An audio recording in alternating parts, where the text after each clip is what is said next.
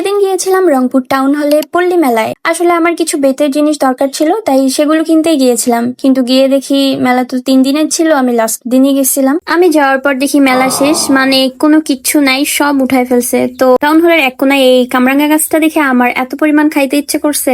আমি অনেকদিন থেকে কামরাঙ্গা খাই না, এই গাছটা আমি খুঁজতেছিলাম, আমার এলাকায় আমি বেশি দেখি না। এই আঙ্কেলটা জানি না কই থেকে এসে আমাকে এত হেল্প করার ট্রাই করতেছে। আমি যে লাঠি দিয়া পারতে চাইতেছি, উনি বারবার ওইটা গাছের মধ্যে ঢিল দিচ্ছে আর গাছে আটকে যাচ্ছে। মানে কি একটা অবস্থা, আমাকে হেল্প করতেছে না কি করতেছে বুঝতেছি না। তো এরপর নিজেই গাছের ডাল ধরে একটু জাগাজাগি করে পাড়ে নিলাম। এরপর ভাবলাম যেহেতু বের হয়ে গেছি, রংপুর জেলা স্কুলে একটু যাই, ওখানেই তো এবারের বৃক্ষ মেলা হচ্ছে। আমি কিন্তু প্রায় প্রতি বছরই এখানে আসি গাছ কিনতে। অবশ্য একা না, আম্মুকে নিয়ে আসি, কারণ আমার আম্মু আমাদের থেকেও বেশি বড় গাছ প্রেমী। কিন্তু এবার হুট করে একাই চলে এসেছি, তাই একটা গাছও কিনলাম না, শুধু ঘুরে ঘুরে দেখলাম। ঘুরতে ঘুরতে হঠাৎ দেখি, আরে ভাই, আমার নামের একটা নার্সারি। দেখে তো ভালোই লাগলো। তোমরা যারা বৃক্ষ মেলায় আসবে অবশ্যই আমার নার্সারিতে আসবে, একটুখানি ঘুরে যাও। এখানে পুকি কাঁঠাল গাছ আছে, পিঙ্ক কাঁঠাল, আরো অনেক অনেক জাতের গাছ পেয়ে যাবো। আর দেখো না কি ভিড় আমার স্টলে, এত মানুষ দেখে মনে হচ্ছে আমার বিজনেস তো বেশ ভালোই চলছে। এরপর স্টল থেকে বের হয়ে অন্য স্টল গুলোতে ঘুরতে লাগলাম, কিন্তু আমার নজর বারবার আটকে যাচ্ছিল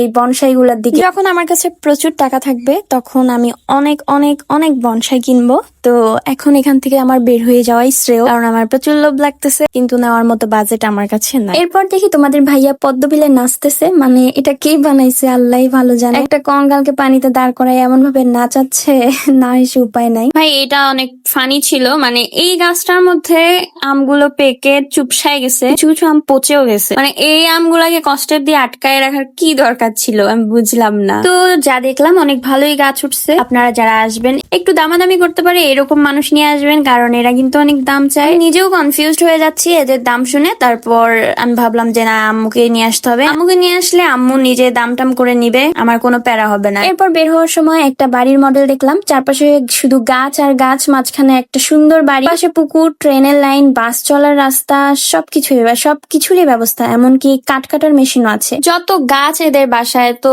একটা কাঠের বিজনেস থাকবে, এটাই স্বাভাবিক। এরকম একটা শান্ত শীতল সবুজে ঘেরা সব কিছু সুব্যবস্থা সম্পূর্ণ বাড়ি, শ্বশুর বাড়ি তো সবাই চায়।